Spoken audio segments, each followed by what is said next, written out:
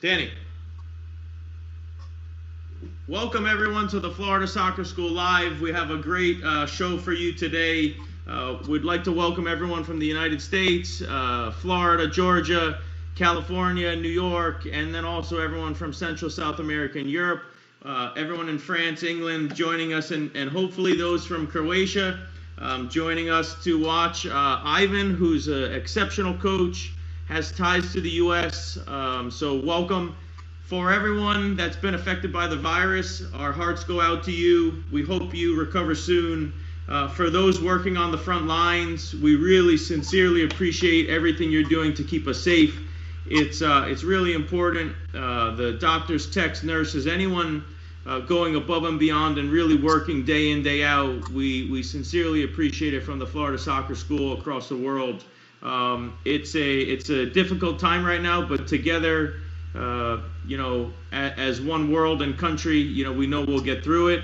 We're doing this to provide an option, to provide content for you during a difficult time. So we hope those that have been tuning in have enjoyed it. If you go onto our YouTube channel, you'll see beside the live stream that you're watching now, there's a bunch of other discussions, really stimulating ones, which we know today will be. You can rewatch them, they're there. If you haven't subscribed, it's good to subscribe so you know when we go live.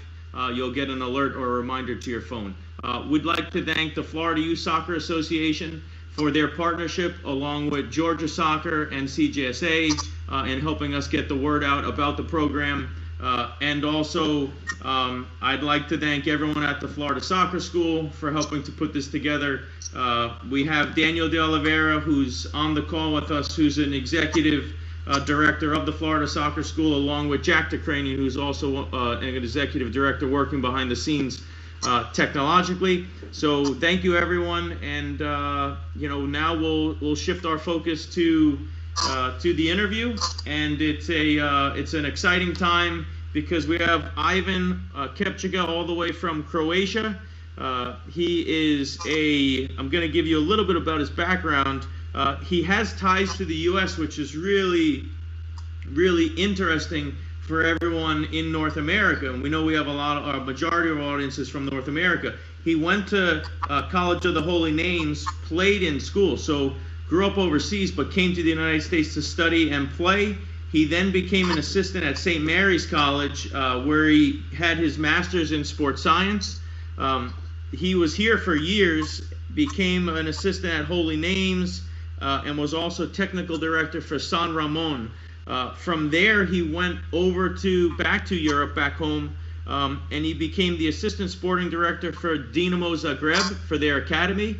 And then eventually the director there. He was the assistant coach for the Croatian U19 national team, became the sporting director for Legia Warszawa, which is one of the top clubs in Poland, just like Dynamo in its respective country, and then likewise now is the sporting director for Hadjuk Split. So for Legia Warszawa and Hadjuk Split, he's basically in charge of the entire first team. So oversees, daily operations and that kind of thing. So really a big role, not just the academy.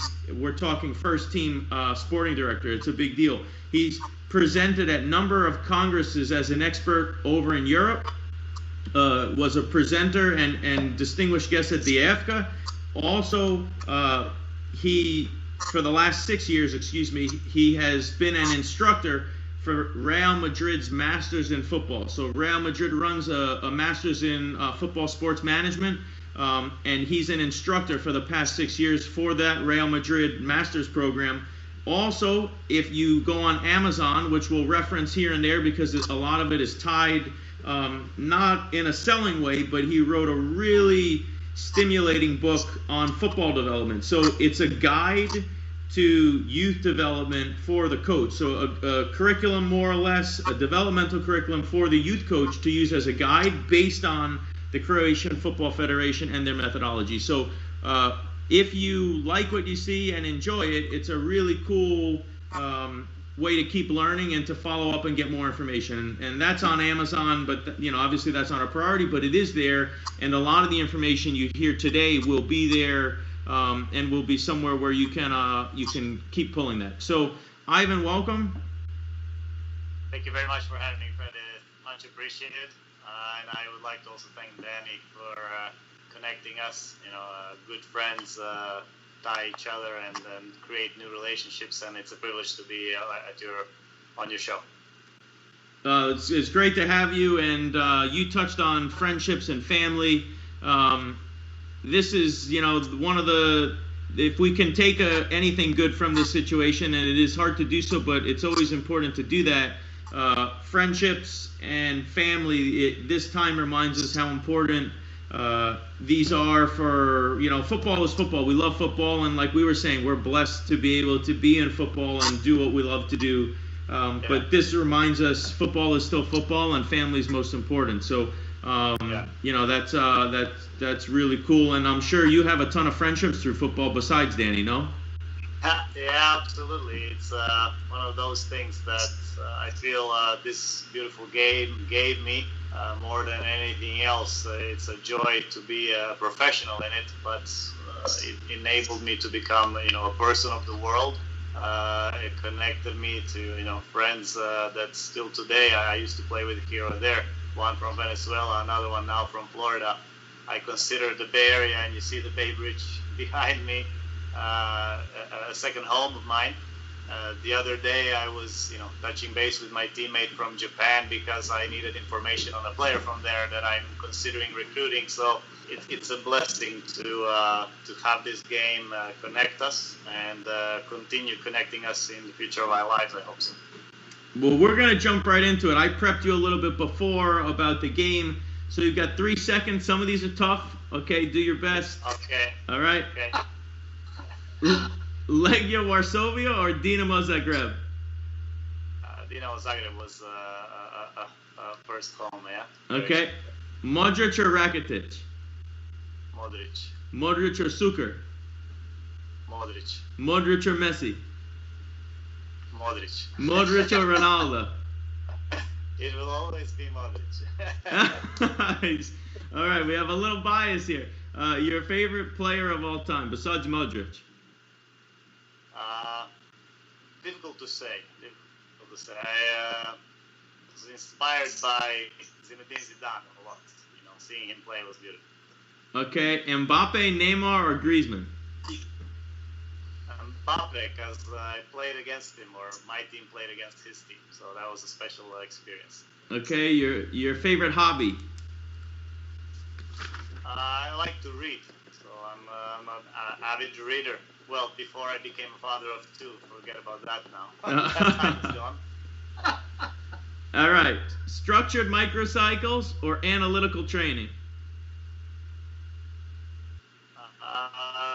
Probably analytical training. Okay, analytical training, or global training methods? Both. Both, yeah? False choice. Yeah, it's a false choice. Okay, well, we'll stick with analytical training methods or integrated methods? Integrated. It's more fun. Okay, and then Vitor Frade or Paco Cerullo? Probably Vitor Frade. So on the tactical side rather than the physical side. Okay, so now we're going to go tactical periodization or integrated methods?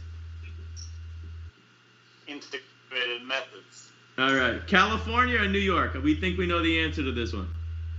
California is the home. All right. Your favorite food? You caught me there. Probably just prosciutto and cheese. It's typical Croatian appetizer. Okay, I could have that right now. False nine or a target forward? False nine. Your favorite system? 4-3-3 probably. 1-4-3-3. Apologies to the goalkeeper. I always leave them out. Don't worry. 2020 Champions League winner. Sorry. The winner of the 2020 Champions League. Oh, I stay away from betting. Your favorite league in Europe to watch? Probably now the Premiership. Okay, and then one area in football that the U.S. could copy from Croatia in order to improve. We're going to probably talk for an hour about that now. All right, well, if you have to pick one. I don't know. It's some things that are, inherent and instilled. It's difficult to say. Like the culture, the climate, the tradition, all of that stuff. So you can cross that. I think the passion for the game that is present here is unbelievably growing. And me being part of it on both part of the continents, I'd say that if that passion gets rolled over onto a larger majority of the population, it can do big damage on the world scene, I would say. All right, so now for everyone at home, can you tell us a little bit about the Hadjuk Split Academy and the senior team, and just a little bit about what you're doing now with them, just so we can get some background before we jump into football? Right. Well, I'm quite not a typical sporting director in Europe because I have a coaching background. I spent many years as a youth coach, and then on the first team level. Collegiate was a fantastic experience being a collegiate coach in the US.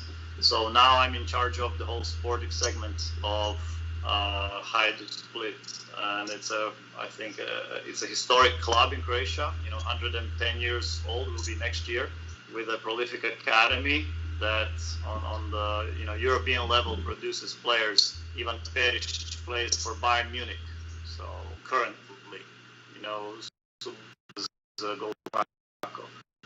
recently. It's a club with big tradition that asked me to come in and structure the whole sporting department, and I have a privilege to work with an academy director who used to be Arsene Wenger's right-hand man, Boro Primorac, and we work with him on a daily basis to integrate what he's doing in the academy and what I'm trying to add on the first team side, which is, who do you buy, but who do you also not buy, because you want to leave a spot open for a youngster coming up and not block his path in the first team. So these type of conversations that are on a daily basis. I have a privilege to work. My first associate is Mario Stanic, Croatian bronze medalist in the '98 World Cup, former player of Parma and Czech. So we drove up from Split to Zagreb today together. 4 hours of football talk, and it's fun, and it's a privilege to be in a club of this size and a club of this history, and a club that has 15,000-20,000 fans on an average day. The whole region is backing, and if you drive around the city and the region, everywhere the signs of the club are there. They're being supported, and people find huge passion for it. It's a big responsibility to deliver. Danny, you were recently in Croatia. Do you want to talk a little bit about your time there, and then start the discussion? Well, yes. I've been in Croatia three times already. The first year I went to Croatia was 2012, I guess. It was the IFCA Congress in Split. Actually, it was Split. Yeah. Beautiful city. You are lucky, Ivan. And I met Ivan and different personalities of the Croatian football, and I was very, very impressed, not only with the presentation, but also with the quality of knowledge they were exposing during that Congress. Then I decided the next couple of years because I developed a great relationship with Ivan, and I decided to go to a second Congress. I think it was in 2015. I don't know, in Zagreb again. And then I decided to fly again the next year to know about Dynamo Zagreb. I think it was over the year before. He was working as with the youth development academy, and I was so impressed. Not only if you see soccer history, football history, Croatia, it's been in all the World Cups, and they have, and you're gonna talk about that, Fred, I guess, and they got us finalists. They got there in the final, and then third place in 1998. That's something that caught my attention. 5 million people living in that country. It's like Uruguay in South America, and probably Netherlands, but Netherlands has more population, I guess. But in some way, Croatia was calling my attention because they were producing great players, great coaches, and also great football. It's like a happy football. It's like a funny football to see. It's a nice football, and that's why I feel like today we have a great guest over here. So Ivan, let's take Danny's his what he said is very true, and it's a great picture. So now let's take that picture and turn it into a question. Croatia has 5 million people, and to put it in perspective for everyone watching, Florida 21.5 million, Georgia 8.5 million, and California, which you have ties to, has 39-40 million people. Croatia's got 5 million, and yet you guys get to a World Cup final, finish runners up, and then a third place in another. So you're developing players like Sukur, Mandzukic, Rakitic, Perisic, Lovren. What is there a secret? Is there a key? And obviously that's more of an open-ended, question that's very difficult to answer. But what's the methodology that goes into developing players like this and being as successful as you are? Well, it's $1 million question, right? And people app to solve our problems, a pill to take away a headache or something like that, and we got used to one thing that changes everything. However, I have to disappoint everybody who is expecting an answer like that, because life is just way more complex, and football is just way more complex than that. Actually, I think we're now, unfortunately, not at 5 million, but 3.9, but with a large diaspora, a lot of Croats living abroad. And we have a tradition of football that has been the game of the people for decades. And I remember that when I met a high school teammate of a high school mate of mine. She's a psychologist in school, and I didn't see her for 10 years. She said, what are you doing now? You're still in football? I said, yeah, well, actually, that turned out to be my life passion, dedication, and calling. And he says, damn you and your football. I'm like, wait, what's wrong? He says, it's you and your football that keeps the fathers and the sons connected, and because of that, the fathers don't have a relationship as good as with the sons as with the daughters as they have with their sons in my school where she's a psychologist. And I'm like, wow, really? Yeah. So it starts from there, right? It starts from there that I was super passionate about football or soccer because my uncle was a guy that I looked up to, and my dad was a ref, and we would all go to the games, and you would watch games all the time. So it's in the culture, it's around you, and the first thing you see as you grow up is a soccer ball.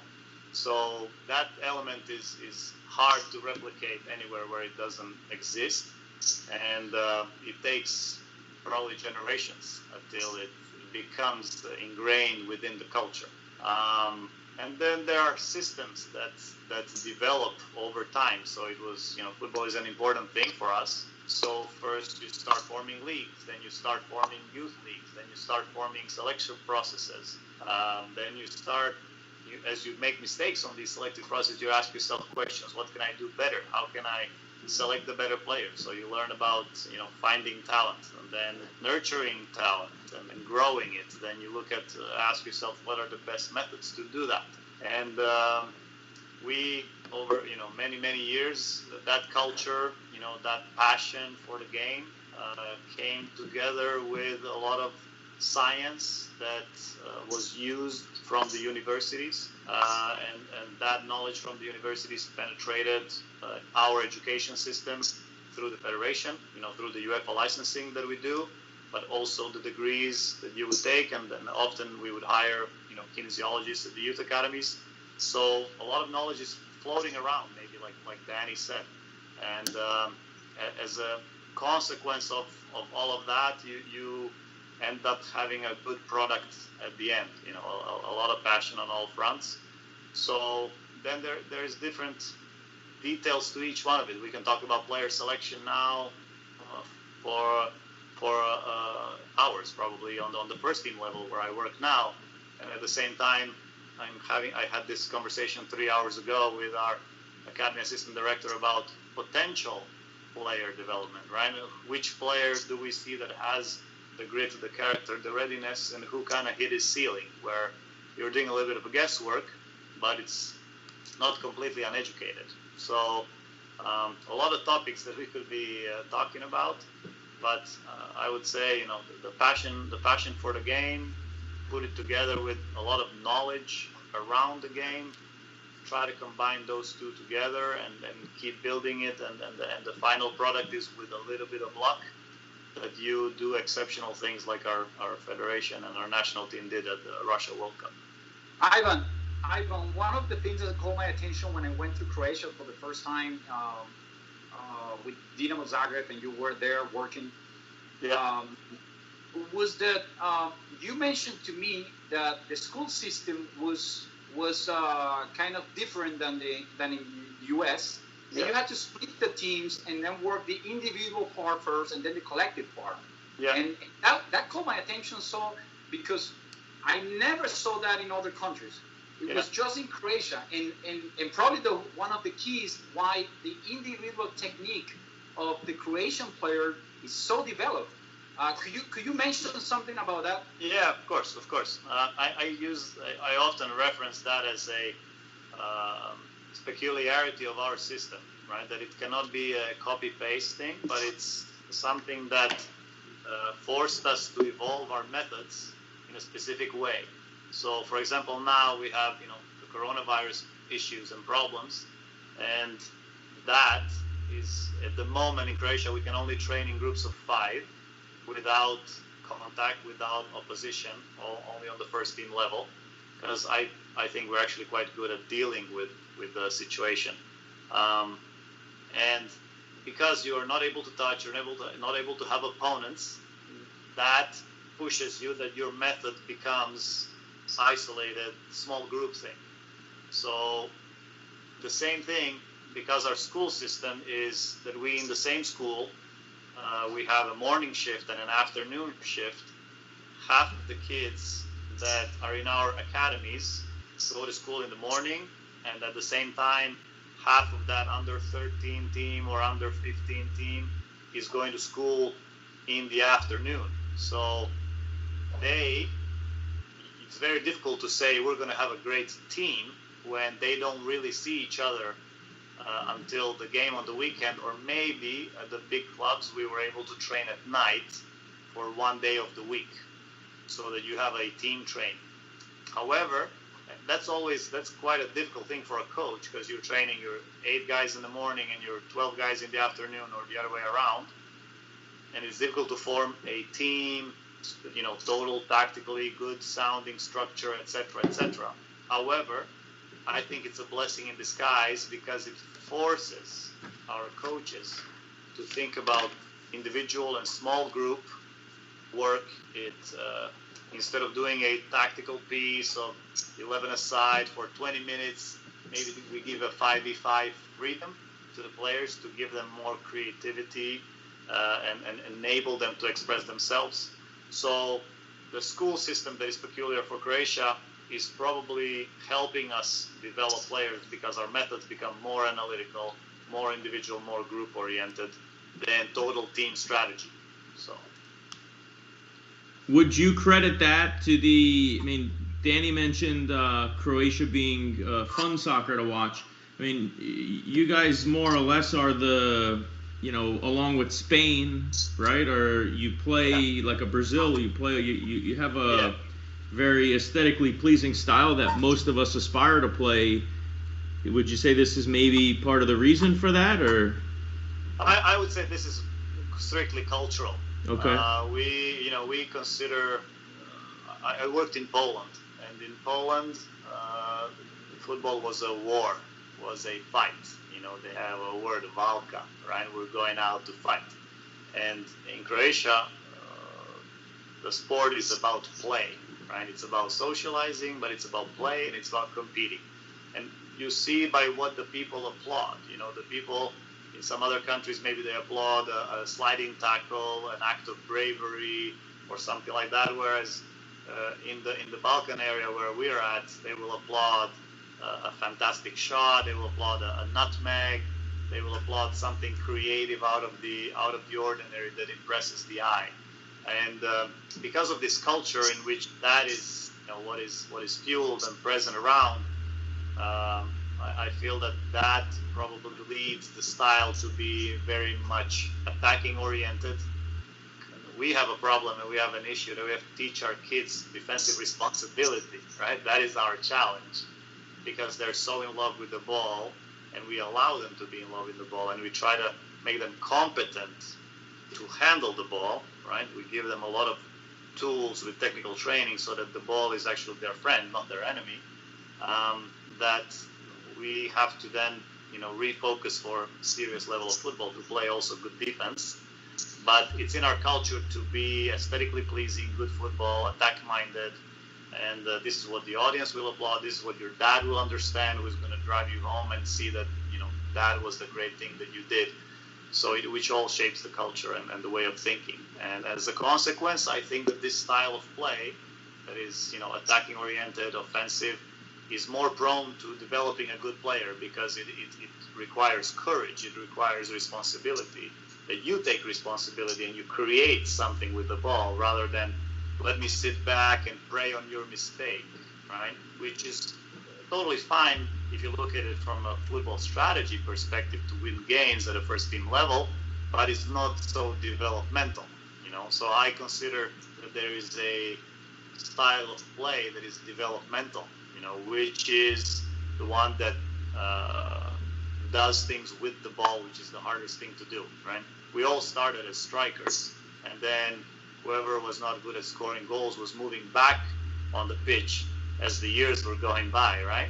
Because the biggest joy, but the hardest thing to do, was also being a striker and putting the ball in the net. That's why they cost, 100 million versus the best defenders still costs way less, right? So, anyways, I would say that it's the culture of the people that shaped our style of play, and then that is also conducive to youth development. Yeah, you have mentioned I think two very important points. Culture, which is important because you've been living all around the world. You lived in the US, you lived in Poland. Actually, I visited you in Poland. Yeah. And Legia has a different way to play. It was very direct. It was a very direct team. When I saw Zagreb, Dynamo Zagreb, they were playing very. They were like playing smooth, nice playing, great combination playing. So, but my question goes, and this is something in common that you and me have right now. It's about the certification of the coaches. How important right now in Croatia, it's the growing part of having more coaches certificated, more coaches prepared to work with the players. And how are you using that for your club right now, for Hadjuk Split? Do you usually ask for a certification for coaches over there? Do they have to have a certain preparation to go there? Yeah, actually, for me to be a sporting director at my club, I need to have a UEFA Pro license, which I'm completing right now. It's a 2-year process here in Croatia, and in order to coach in the first division, in second division, coaches need to be in that system. And then the UEFA system is a UEFA C, B, A, and a UEFA Pro as the top level. And in between each one of these steps, there is a 2-year experience required working in the youth. So for us, somebody who doesn't have a football license, you don't even consider him for a position. You put him, even if he was the best player in the world and played on the highest level, you cannot even register him as a coach. So that is spurring our coaches or our former players that want to have a career, to continue with a career in coaching, to have to go the education path. However, to tell you honestly, I hold two master's degrees. I hold the UEFA USSF A license, and I hold the UEFA Pro now any day. But the biggest lessons in football are learned from the passion outside. Watching podcasts like this. 3 days ago, I was had the privilege to be talking to Jesse Marsh, an American, now working in Red Bull Salzburg, and learning from his experiences. And it came through a personal connection, through a friend that invited me to join a podcast like that. And I still, because Red Bull's philosophy is so different than ours, that makes it even more exciting for me. In my opinion, it is the passion of the individual to learn, to educate themselves, to grow as a professional in football, way more important than the license that somebody has on a resume. So a resume like that is kind of like having a license is hygienic. You need to have it, and if you don't have it, there is a problem. However, between all the 10 or 20 guys that I'm looking at, they all have the same license. I'm going to look for the committed, somewhat autistic guy who is into the game, day in, breathes it 24 hours a day, because that guy's going to progress. Yeah, that's really interesting, because the memories where I have, and Danny, I know you can say the same, it's the experiential ones. It's the ones where we travel to Split, or we travel to a pro club and observe and really get your hands dirty and see it. So that's really important for everyone at home, because in the United States, Ivan, you know this, I have my A. How oftentimes, do you have your A? People reference it, but having your A is great, and we're not discounting it, but your experiences are really important. So I think that's wonderful. The nurturing talent, you mentioned, we could talk a little bit nurturing talent. Obviously, the passion and your culture produces beautiful football, which the society likes, which encourages player development. Once you have the player who has a really good technical foundation, maybe at 14, 15, or even younger for that matter, how do you nurture that talent? What's the best method that you've come up with in your time and experiences and travel to now take a player and possibly, we never know for certain, but possibly put him on a path to be a top pro that could help the first team? Look, first, when I talk about culture, I don't want to say, hey, we have this culture, it's not present in some other place, you cannot do it. That's not the reality. I think also as a coach, you dictate a lot the culture of the 15, 20 kids you're coaching. So I think that a coach, in particular in the US, that was my experience, I took it on me as a role to transfer my passion and my knowledge onto my players and give them special experiences, and also nudge them so that soccer is present in their day, even without. So encouraging, following European leagues, following MLS stars, or whoever are your favorite players. Watching games on TV, making it part of a family thing. When I was a club director, we were trying to support the local San Jose Earthquakes and the kids to go watch the games, because that is how you connect, to the game and create that culture. I gave kids homework, make sure that we have our juggling count and do exercises at home with the ball, with your younger brother, in the living room, etc. So I think that I don't want it to be as an excuse for anybody not to do things to inspire kids, because I think we coaches have a lot of power, and we should use it to give this beautiful game to whoever sees that has found a passion in it. Now, I'm working for a professional club. Before, I was working for an amateur side, San Ramon Soccer, now San Ramon Football Club in California. I considered it to be our duty to have as many kids be in the game and love the game as possible, right? The goal was not, let's produce top professional football players that will be, representing our country, etc. So when I look at our amateur sides in the region around Split, I want them to be doing the same. Make sure that we have a lot of kids in, that they don't drop out because you mistreat them, because you don't train well, because you're not a passionate guy, and you don't resonate with good energy. So I would say that is quite important, to create your own microculture, regardless of where you're at, and inspired. Because without that inspiration, everything becomes, a boring job that I'm being driven to, rather than an exciting thing that I want to push my dad to drive me to, right?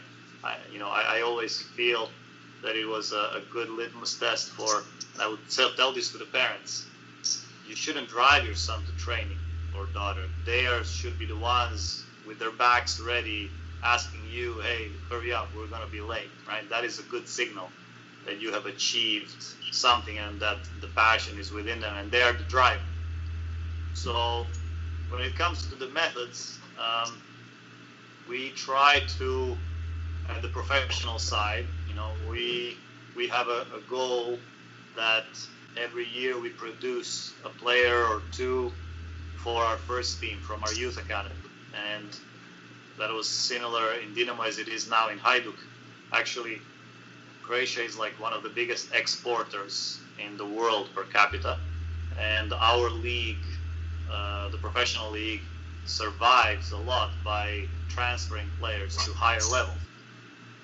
So because of that, the clubs have a pressure to introduce young players and to train them well. So from the early age, we take the job very, very seriously, but we have to adapt it to the child, right? So a 9-year-old, you have to know that if you are as strong with him as you would be with a 19-year-old, you might push him away from the game because he's not ready to maybe tolerate a harsh tone of voice, high demands, etc., etc. So we even think about make sure that the young kids have a good time first before everything else. So we try to put the coaches in those youth academy, in those youngest age groups in the youth academy, to be animators, right? They give them anima, spirits, right? They give them the joy for the game, and they are the ones that kind of cultivate the base and cultivate the joy. And we also know that during those times, the kids are very self-oriented.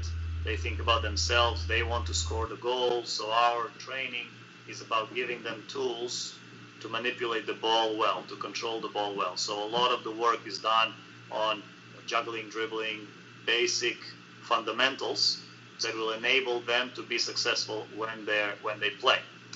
And then we now focus a lot on giving kids time for free play in training, because we also see that football is disappearing a little bit from the streets in Croatia, which was the time that I had when I was 12 years old. I would go and train for an hour and a half 3 or 4 times a week, and then I would come home, drop my bag, and go out and play with my friends for another 2 hours on a 3 versus 3 or a 5 versus 5 pitch, right? So now we see that this is disappearing because the livelihood and the culture of everybody is changing, especially kids in the city. They spend a lot more time indoors in front of video games, etc., etc. So we try that at the end of the training we give them, the juice, the sweets, what they came for, which is to play football, to play soccer. So that is most important in the youngest, to cultivate passion and to give them fundamentals. As the kids grow, we adapt again to them. 12 to 15, we consider another area or another age facet where we try to educate them, because they are a little bit more social. they now are able to connect better with their teammates. So our team is our focus is really pretty much on the group. So the players are focused on the group, me and my friends. So we consider to be doing the same way. And the coaches during those ages are usually educators, right? They are the guys that need to know the basics of some tactics. Those are the guys that need to give the guys the why. Those are the guys that need to have, they're kind of like a good uncle, right? The kids love an elderly person at that time and still follow them no matter what. And then you get into puberty, right? And because they change and they get into puberty, the 16s, 17s, 19s, they become, less of a boy, more of a man, or at least they're on that path. The testosterone changes and they become more competitive. And they're, the discipline level drops in their life personally, so you need to elevate it to keep it together. They are much more focused on winning and being successful and competition of that kind. So the coaches that you put together with those age groups we call competitors. They are the ones that maybe are disciplinarians, a little bit hard on them. Something that maybe gets portrayed very often as a good coach in college, right? That runs a tight ship. So when I say all of this, it's because whoever is an academy director out there needs to think about which personalities of people am I matching to which age group. So it's quite important not to do a mismatch, because a coach, this disciplinarian, hard competitor that wants to win, and that is his, primary thing, that's primary driver. If you put him with the U9, you could lose that whole team. Kids will not be wanting to come to training, etc. So it's very important to understand their path and how to merge your staff and your people and their personalities together with the appropriate age groups. I know for myself, I'm not a very good animator, like as a person. I'm too serious, structure, methodology. I'm also a competitor. So I see myself, I'm better as the educator or as a competitor versus an animator. And I know some coaches that are fantastic animators, put them into like under 17s and cannot control the group, not disciplined enough, they don't get the respect of the group, etc., etc. So a bunch of other problems. And however, you have to respect both. So when I was an academy director, one of the main things was like make sure that the gap of pay for the U9 to U19s is not big, so that the U9 coaches don't have an incentive to coach U19s just because of the wage, because it might not suit them and their personality, which doesn't mean that they're less worthy if you pay them a little bit less, right? So I spoke a lot in a time. That's good. It's good because it is so important that people knows about what Croatia is doing. The World Cup was not casual. And I do remember during and I want to do an instance over here. I do remember during the World Cup, I was broadcasting for a TV channel in Venezuela, and we predict the finalists. And I put Croatia with Brazil. Probably Brazil didn't do it, but I put Croatia over there. And they were asking me, why Croatia? Why? Are you just guessing? I say, no. I know the system. I know they have the players. I know they have they had a great European Cup before, and nothing is casual. Nothing is casual. Okay, now let's go deeper into football. Yeah. You've been in Spain. You've been in different countries. I like to especially you are teaching the master degree for Real Madrid. What are the expectations of the Spaniard people when you go there? When you talk about your methodology or you talk about soccer, because we're talking about a world champion country like Spain, Premier League like the Spaniard League, and you're talking about very well prepared coaches in the world like the Spaniard people. So what is how do you approach those kind of coaches? When you go there, what do you talk about your methodologies? Do they have do Spain have a certain methodology they're using, like the structure microcycle or the tactical periodization, or how do they absorb your philosophy? Yeah. Well, I was fortunate enough to travel around the world with this game and able to see Boca Juniors Youth Academy training and Estudiantes, and how the passion in Argentina and their work and everything is compared to the Spanish. I worked and visited Fiorentina 3 times, and I saw the Italian way. I learned a lot. I was fortunate to have one of my mentors being Frans Hoek, who is a Dutch former assistant to Louis van Gaal in Barcelona, Bayern Munich, Man U. And so I learned a couple of, I would say, methodologies from countries that are not my own. And I consider that wealth to have opened up myself to, see the bigger picture. So whenever I go somewhere, including to Real Madrid's master program, and there are some Real Madrid coaches there from their youth academy, it's about me sharing our experiences and our knowledge and findings. It's not about saying, hey, imposing.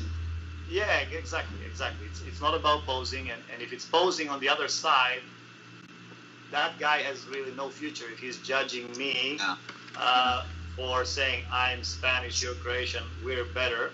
Because, honestly, if I would say the last 10 years, I have been the one who has admired the Spanish way, right? Their style of play, their youth development, their player selection, etc., etc. So I see a lot of good stuff that I'm able to get. But when I get somewhere, I share my experiences, and I want to provoke a thought in you so that you share your experiences, because I want to steal your knowledge and improve myself at the same time. So it's very important, I think, as anywhere, to come humble and explain what you think, give it some argumentation, and not try actually to persuade anybody into anything, because it's about knowledge sharing is a win-win situation. Nobody is able to lose with education. Education is one thing that you lose your knowledge, but you never lost it. Somebody else gained it, so it multiplies. Coming from Croatia, like you say, we're actually 3.9 million people right now. That is, Madrid itself is 6. So my friend David Viejo, who runs the master program, introduces it like that, saying, hey guys, think about it. They have Modric, they have Rakitic, they have Badel, they have Kovacic. Actually, at that time, there was Real Madrid had 2-3 years ago Mateo Kovacic and Luka Modric in Real Madrid's first team from Croatia, an area population that is smaller than Madrid itself. So that puts it in perspective, and David lays a good work so that all of his students are really open and saying, what can we learn from anybody, not what the label is that he's carrying, That's great. And but you mentioned about all these players, and probably the one that calls our attention is Modric. He was the MVP for the World Cup, and I think it was a great choice for the world, because there was always like a marketing part over there, but Modric, I think he was the balance for that team during the World Cup. We could mention other players.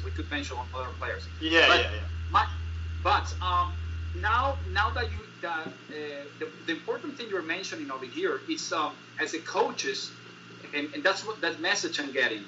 There is no absolute methodology to say I'll be successful, and probably when you talk about, for example, tactical periodization, you say, oh, Mourinho is a tactical periodization guy. But if you see his trainings and sessions, he's actually not a complete tactical periodization guy.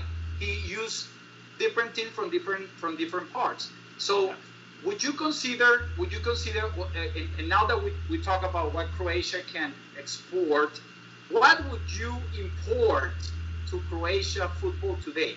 from other methodologies? What would you, well, or probably you're doing already that, Yeah. but what would you do from other, like from Spain that has been successful, from England that has been working, that has been successful the last 5 years with the youth teams? What would you import to your football? Well, look, it's each culture has its kind of strengths, and every time I remember when I was working for Dynamo in the youth academy, where there would be kids coming from the US or Canada or Australia for a trial, because we ran camps internationally, and kind of we were interested in recruiting some of them, and some US youth national team players came over. That my coaches would say, "Oh my God, these Americans, their open-mindedness is unbelievable." So the kids that are 12 and 14 and 16, they were very impressive because their culture was very open-minded. They were asking questions to the coach. They wanted to learn more. Whereas, for example, in Croatia, you have to first win a kid over by, showing that you're really good by, good knowledge, by being a good player, being able to demo, etc., etc. So you have to win a player over. So it's much harder to coach, or you have to first open them up. So I would have taken that element from, for example, the American culture, from the Spanish or from the Italian, where I spent a lot of time, from the Dutch, where I've learned a lot. For example, I liked a lot the Dutch structure. They have a clear ABCD, ABCD, ABCD. To the point that it really explains why they, as a nation, survived really below the sea level. But that's because they were very good and organized in building walls to keep the water out, right? So that permeates their whole culture and their football as well. Maybe up to some point, we would say that level of organization would choke our players, because we are maybe a little bit too playful and consider that creativity is a little bit more important. But anyways, I would take that from the Dutch. From the Spanish, learned a lot about the fluidity of the game, and maybe on the player selection side, that agility, quickness, technical ability and size doesn't matter as much. That individual tactics of the players were exceptional. And whenever we played Spain, actually when I hold my lectures, very often I have a Spanish national team versus Croatia. Look how they're doing it better than us. So when we improve this, we'll be better. So from the Italians, I was in Fiorentina several times for a week. The level of detail in their defensive work, unbelievable. The two center backs face each other, run this way. This is the exact word you're using to move down. This is the exact word you're using to move up. As the ball is playing to the left, you have to occupy this space. It's unbelievable.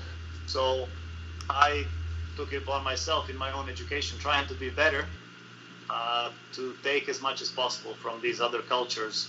And I'm trying to do this now, and improving myself and all the people around me by being open-minded and bringing this in. So one of my tasks right now, for example, in Hadjuk, is to introduce or reintroduce a sports psychologist into the first team, to advance the level of scouting, analytics in scouting. So I'm taking some advanced database information to improve that.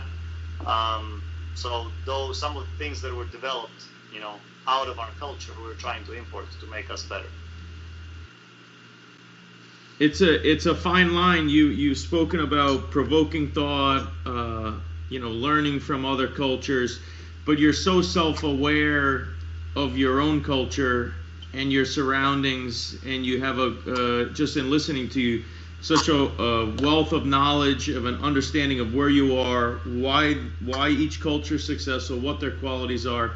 So you've spoken about bringing in technology, a little bit off air, and then a small reference here, and then some of these, like the sports psychologists. It's a fine line between bringing in and overdoing it, and clipping wings. If you have creative players, if you bring in too much, maybe you could lose a little bit. So how do you manage that, and what is the most important? I will take a reference from a professor that I used to work with, and he said it's very important to distinguish the relevant from the irrelevant.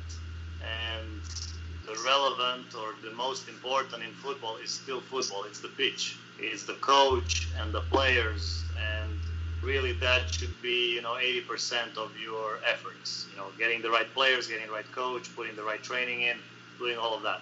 All of these other things are added things that by themselves will not create success, but they can take, a sports psychologist, good video analytics, good feedback to the players following the trainings or matches, some statistics that, gives you further insight.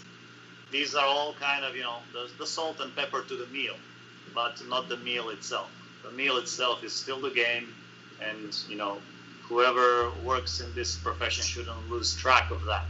So I still know that the most important part of my job is to select the best possible players, put them together with the best possible coach, and put good training methods, because they're going to be spending hours and hours and hours together in that environment. Those methods, those people together. And those, are the crucial elements to put together. And then if you add these little things, they augment it, but football can survive and did live for many years without them. So, it's very important to put in perspective how much of what do you put in a soup. Let's go deeper into football now. Okay. You mentioned at the beginning. You mentioned you like the 1-4-3-3, and you mentioned 1-4-3-3, and this is very important because many coaches they do the mistake. They mistake when they say 4-3-3. What about the goalie? The goalie is part of the game.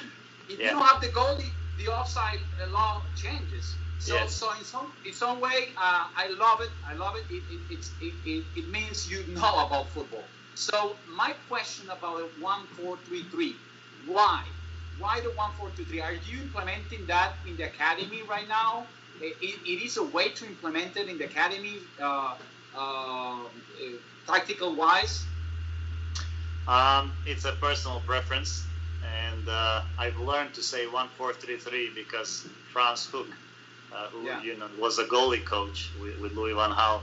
Whenever I was fortunate enough to be a lot of time around him, and he would chastise us always for not saying the 1-4-3-3, asking us, "Do you play without a keeper?"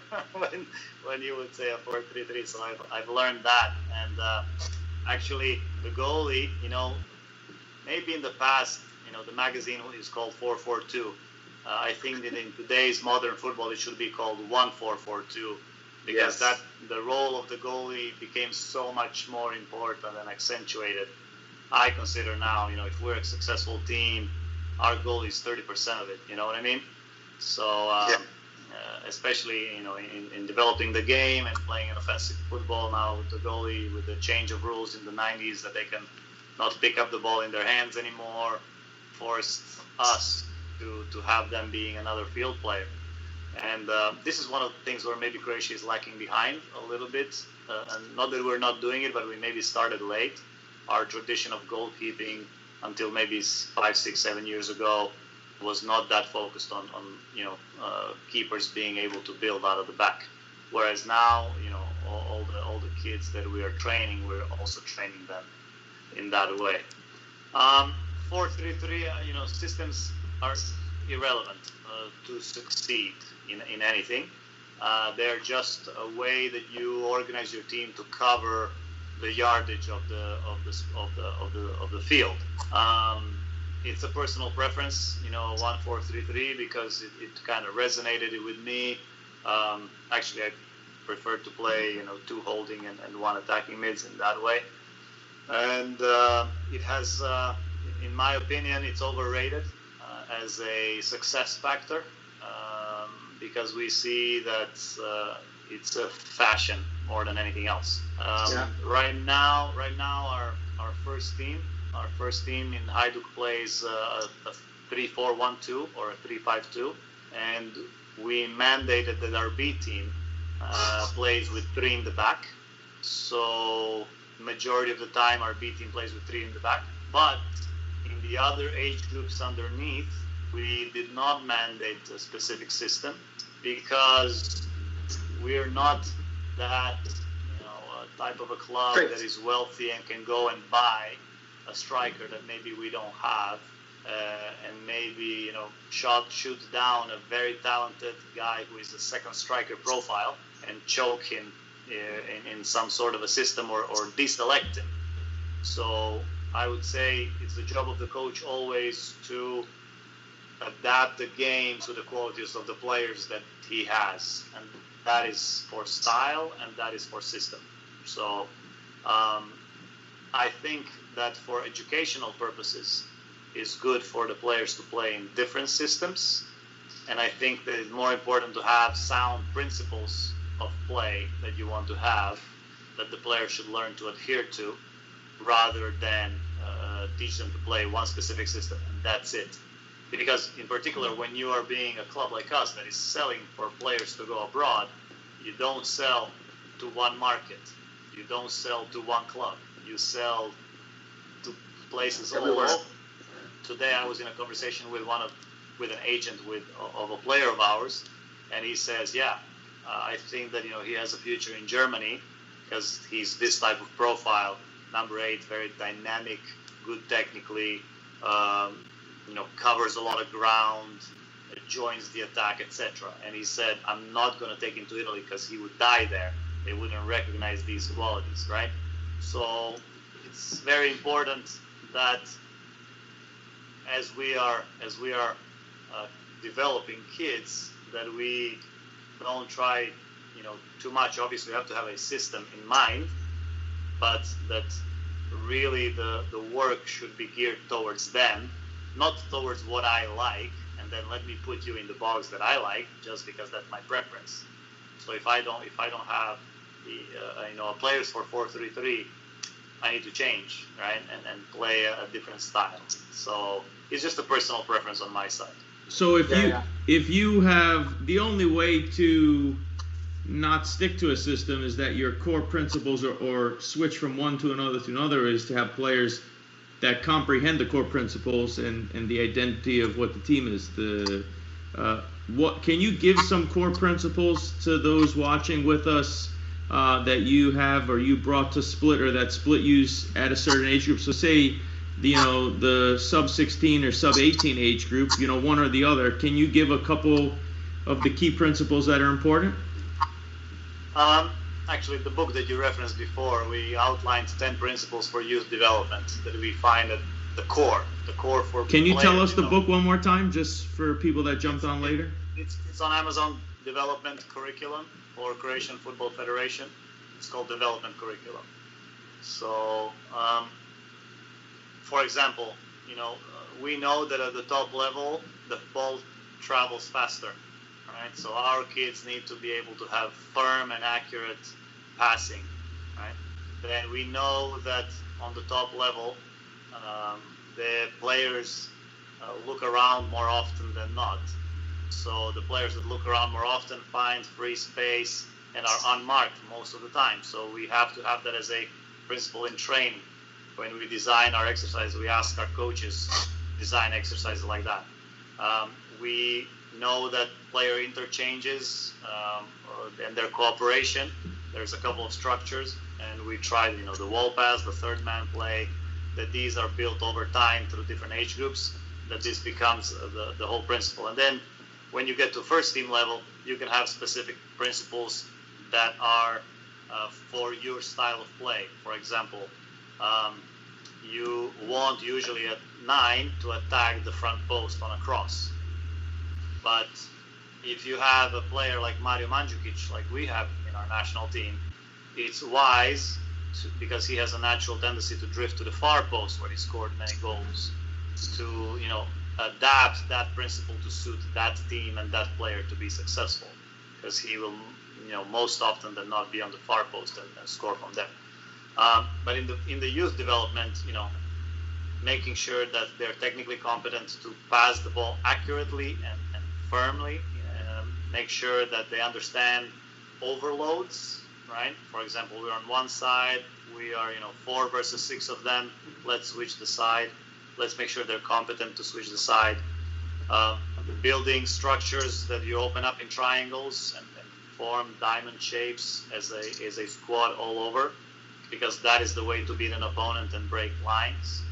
And then defensive principles. I don't know. Ball is traveling backwards on their team. Let's all push up. Ball is bouncing, and the player hasn't put it under control yet. Put pressure on it. So these are the principles of player development, and then as the player embraces those through training, you can adapt it to any system that you choose to play as a coach, and that player can take that with him no matter where he's at. Now that you're talking about passing, I do remember during the AFK Como presentation, the Croatian Federation had a presentation over there. Yeah. You were mentioning over there that the passing of, because we saw, I don't know if you guys remember during the World Cup in 1994, the Colombian national team, they had a great team. They used to pass the ball around. But you mentioned during that convention that there is a relationship in between the probability of winning the games and passing through lines with more opponents. Yes. And I do remember that, and that caught my attention because it's very important. If you see like a team like Spain, if you see like what Barcelona did before, they tried to pass through more opponents' lines and with superiority. That one could be taught. That one it's a learning process for the kid. Or would they learn while they go through the evolution of their career? Yeah. Look, one of the most natural things to do is to try to go forward. It's as simple as that. Yeah, try to go forward, and it's difficult because there's an opponent in the way. So we always teach our kids: if you can play forward, play forward. If you cannot, then you only play to the side, and if you cannot, then you only play backwards, right? So it's a principle that we try to ingrain in the kids, and that requires competency to pass the ball accurately where you want it to go. That requires courage and responsibility, that you are the creator of the game and you are the one who is putting a pass into between two opponents in a dangerous area.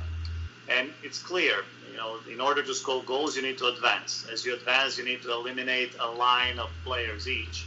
So this German company called Impact developed a system of tracking in their video analysis how many opponents you put out of the game by a progressive path.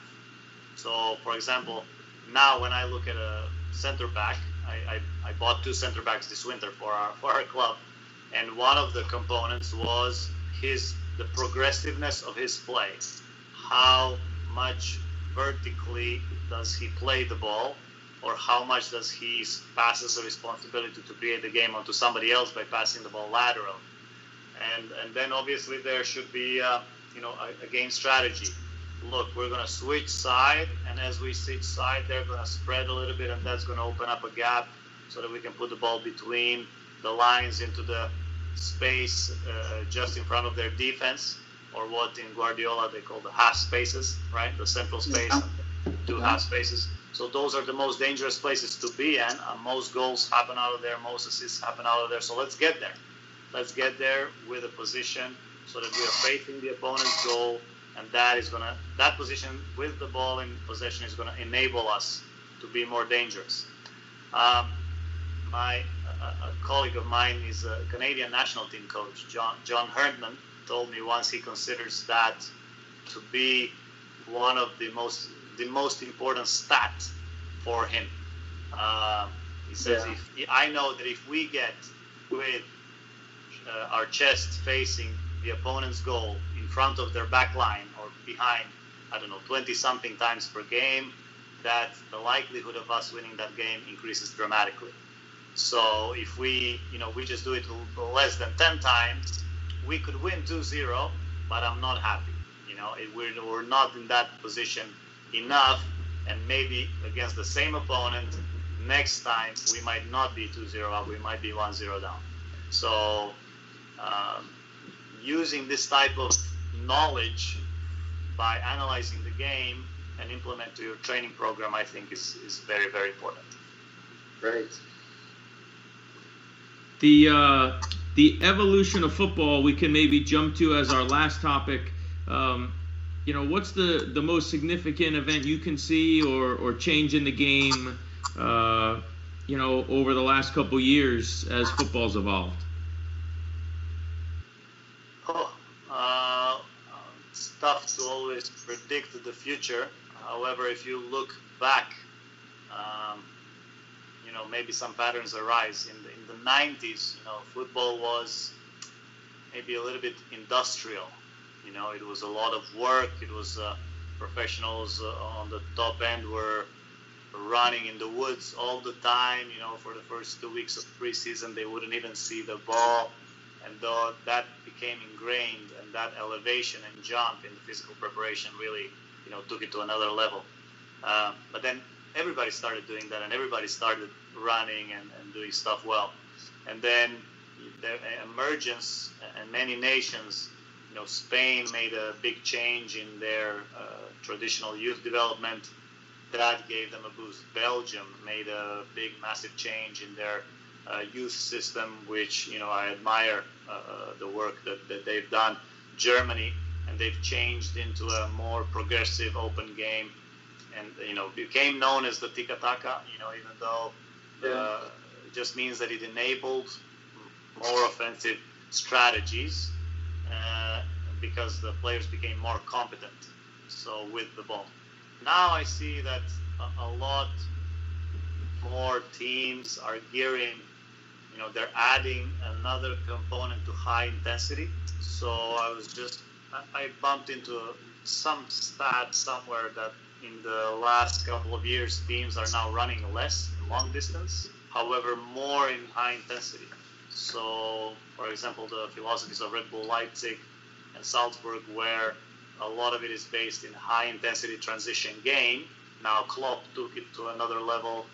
Some other successful teams around Europe took it to another level. I think the next, phase, 5 to 10 years will be in that area, and the more dynamic players, still technically very competent, but the game maybe will go from a more controlled game to a more chaotic game a little bit. And but the ones who will intuitively and instinctively do better in that game will be winning and succeeding. And then, of course, you have to expect that, again, something new will change, and there's going to be a drift in the pendulum from one side, again, back to slowing the game down a little bit and progressing in some other domain. So I would say the next trend is, motoricity and intensity in the things you're doing. So summarizing, space and time will be very important always. Yeah.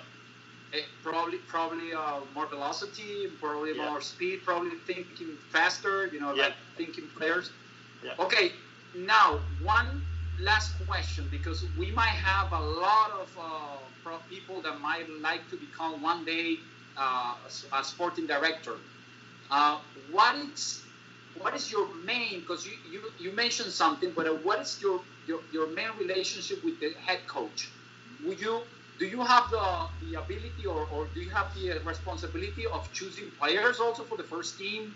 Do they consider you to have an opinion on that? How does it work in Hadjuk Split? Actually, I do the player selection. That's all me. Okay. And at the end of the day, I always want to be a part of the team with our head coach, and we want to have the shared vision of what type of football we're playing, He determines who plays on a given day, which trainings he's going to be running, in what way, what methods he's going to use, etc. But he has no time also to be on the market. That's where I'm trying to scout for good players, and then we define at the beginning of the transfer window or during the season, look, we might be selling this guy, he's me running out of contract. Who do we have in the youth academy to supplement the first team? If we don't, then let's look into the market. And now we're looking for this winter we bought 2 central defenders. We play now with three in the back, 1 lefty. Now we're looking at a right back, a defensive mid, because one is running out of contract. Another one has been with us 5 years, and I think he's ready to advance. So we sit down and we discuss how we're going to do. And then I pretty much do the selection with our scouting team, refine it, and I say, look, these 5 guys fit within our budgets, what we're actually able to bring. And I give you to give me a no. You can say no to any of them, and if you really insist on a no, I'm not going to bring that guy, because there's no point in forcing a player to a coach. I want him that also he buys in and that he wants this player to succeed as much as I do. And then I go to the market and I say, look, the number 1 choice you wanted, not possible. He went somewhere else, wanted too much. We were not able to secure him or whatever. But here's number 3, on the list that was there. And the number 5 you didn't want, so I crossed him off immediately, and then I moved on. So that is the way it works with us.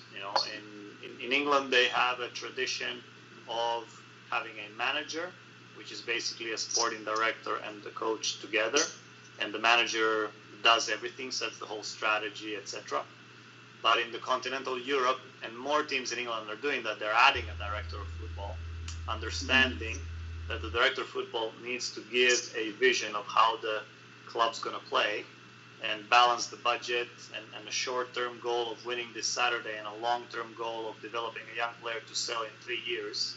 And the goal in between that, saying, look, we need a bridge, so we take a loan from somewhere from outside, and then we can resell, create value for the club, etc. So it's a dynamic process with a lot of thought, with a lot of discussion, strategic planning, and then in continental Europe, the sporting directors are the ones that pretty much are on the market, bring the player, and more give the vision of football to the club, and actually then you choose a coach that is going to suit that.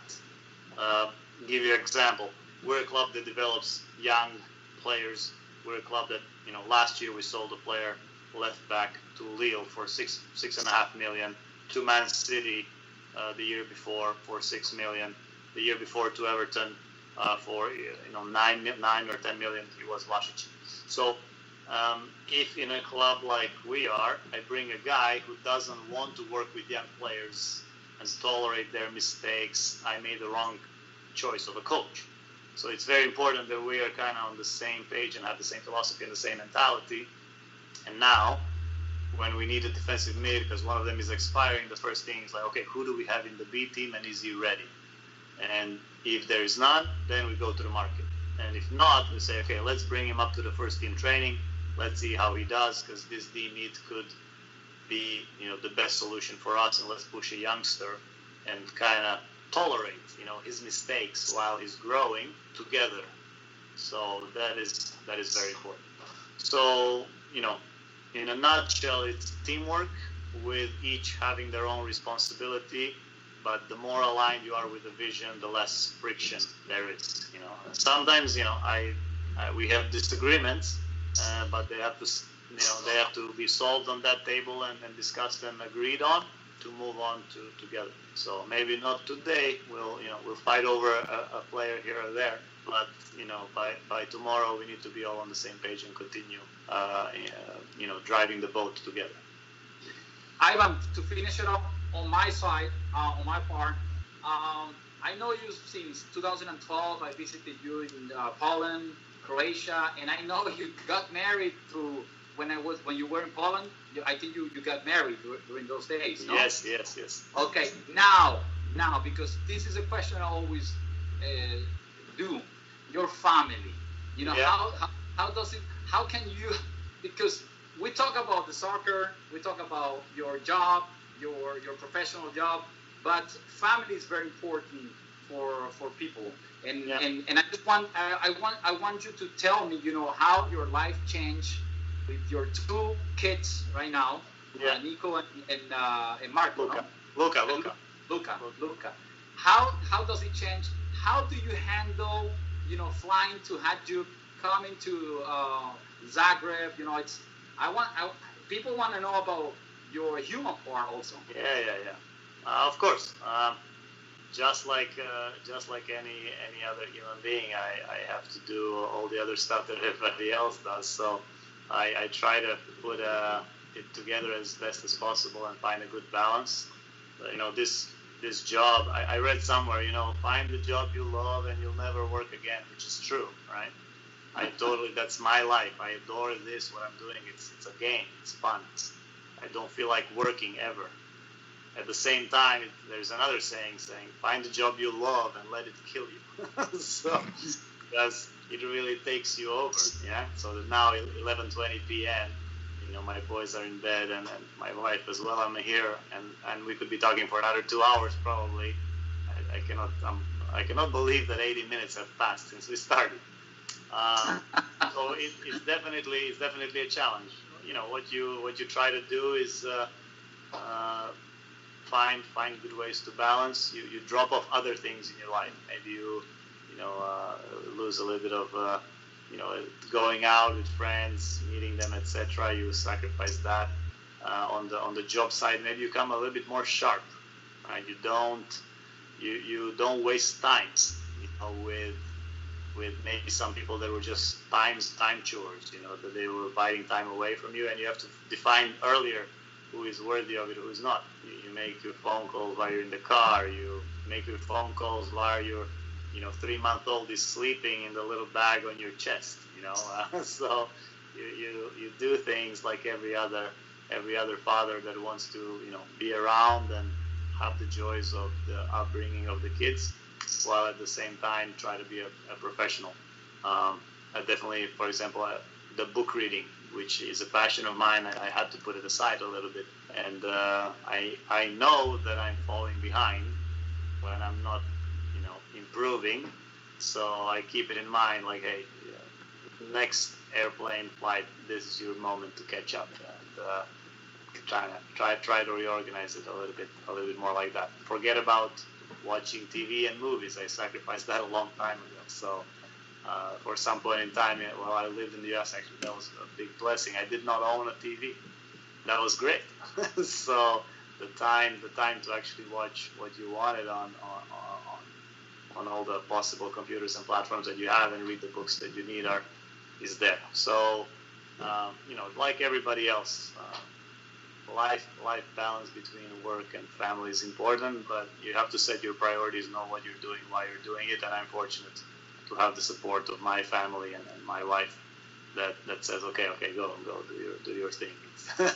Now's the time. So Ivan, we appreciate it. Your quality is extremely evident.